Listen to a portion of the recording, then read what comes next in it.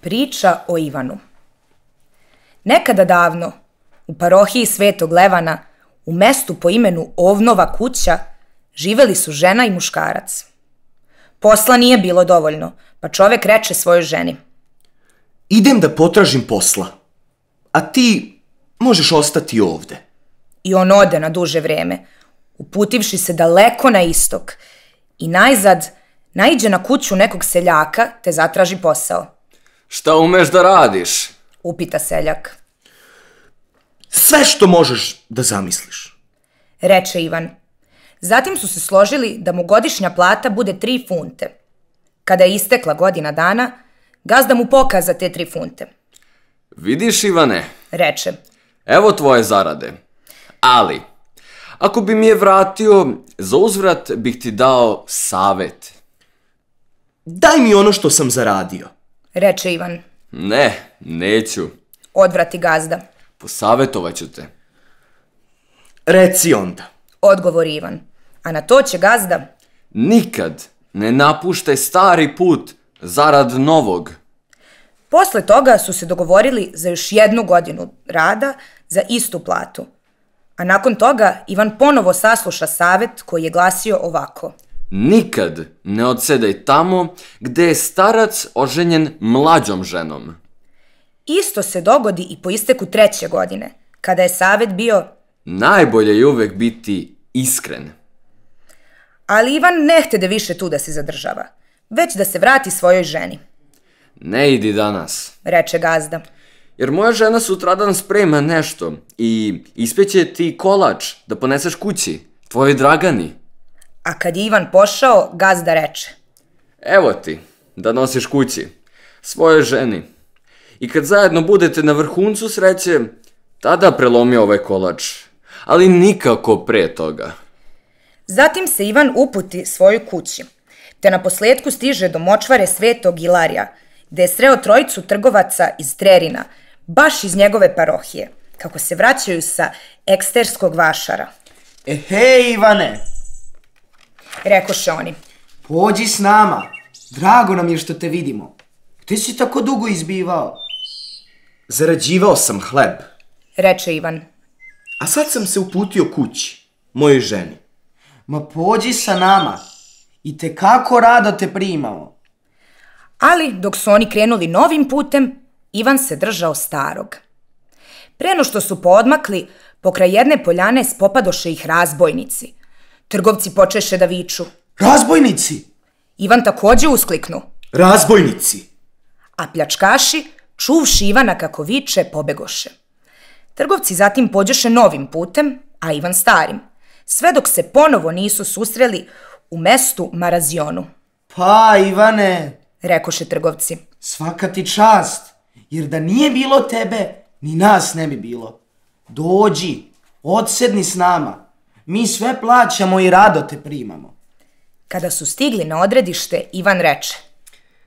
Moram da vidim ko je domaćin. Domaćin? Kikotali su se trgovci. Šta će ti domaćin? Evo ti gazdarice, mlada je i lepa, a ako hoćeš da vidiš domaćina, naći ćeš ga u kuhinji. Ivan ode u kuhinju da osmotri domaćina. Zatekao je starog slabašnog čiču kako okreće ražanj. Aha, Reče Ivan. neću da odsedam ovde. Idem u susednu gostionicu. Nemoj još, Rekoše trgovci. večeraj s nama, rado te primamo. Ispostavilo se da je gazdarica sa jednim monahom iz Maraziona skovala zaveru da te večeri, dok ostali spavaju, starca ubije u krevetu i dogovorili su se da krivicu za to nedelo svale na goste. A u susedstvu Ivan je ležao u svojoj postelji. U njegovoj sobi, čiji su zidovi bili od borovine, bila je jedna pukotina i kroz nju je mogao da vidi svetlost koja dopire iz prve kuće. On ustade i proviri, te ču monaha kako govori. Bolje da prikrijemo ovu pukotinu, Reče ovaj. da ljudi pored ne bi opazili šta činimo.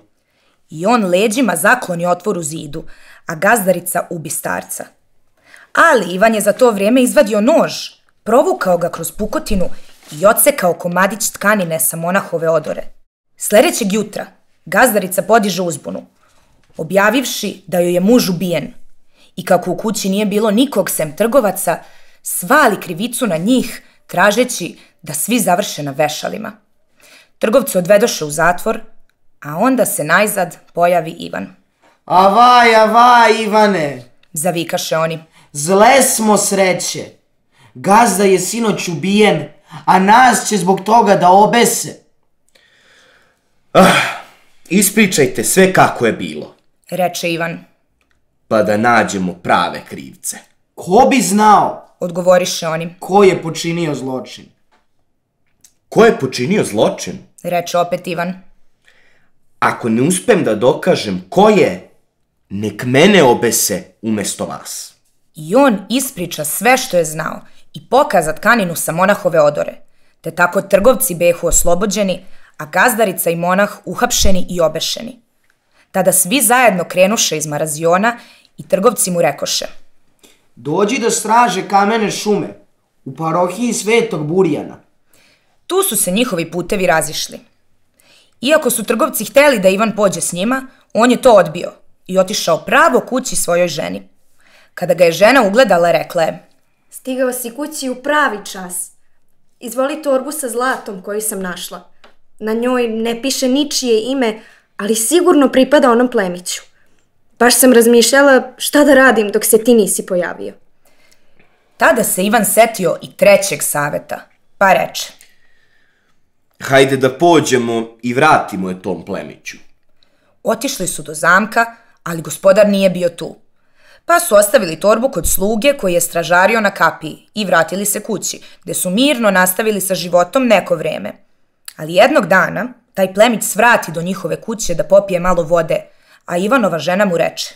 Nadamo se da je vaše gospodstvo našlo torbu na sigurnom i da je sav novac bio unutra.